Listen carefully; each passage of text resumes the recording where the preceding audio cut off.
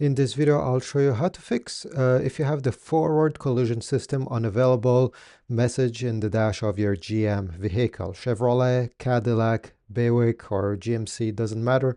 It's all the same thing. Let me show you a few tricks. So first trick over here is to clean the camera area and the radar. So in the front of your car, there's a good chance that in the front grille bumper, there is a radar somewhere. Depending which model you have, sometimes there is even 2 or 3 of them. There's also a camera behind the windshield close to the rear view mirror. Take a microfiber and some glass cleaner and remove any dirt, bugs, smudges, stickers, anything that can get in the way of that camera or radar. Gently wiped, and usually when you restart the car, the warning message should go away. Now for trick number 2 is in case you're having condensation or fog around that camera lens. Sometimes this happens, especially if you're living somewhere where it's humid or you have a long winter. What I suggest is that you blast the windshield defroster during at least 5 to 10 minutes. After that, the fog should clear completely and everything should work normally. If you see that it still persists, there's a good chance that the seal around your camera lens is going bad, and well, then you need to visit a dealership to fix this problem.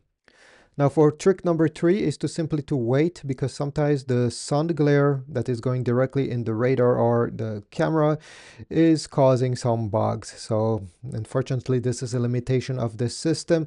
Simply wait until the sun goes down. I mean, you can still drive the car, but the warning message will simply go away once the glare has completely been eliminated. Now for trick number 4, I suggest you check the 12-volt battery. If it's going bad, there's a good chance that you're going to receive many different warnings in the dash, not only this one, but many other ones that have nothing to do with the real situation. So test your battery, test your 12-volt battery. You can go to AutoZone or any car part shop. Usually they test it for free, and you'll have a better idea if it needs to be replaced or not. Now for trick number 5 is to do a full restart of the car. What I mean by this is to simply turn off your car, then open the hood, go ahead and disconnect the negative terminal only of the 12-volt battery. If you have a 10mm ratchet around, this is all you need to do this. Wait 10 minutes and then connect everything back. Start the car and the message should go away. This is a trick to remember to clear many different glitches that your GM car may have. Now, if you tried all of these tricks and you're still having the warning in the dash, this can be very frustrating.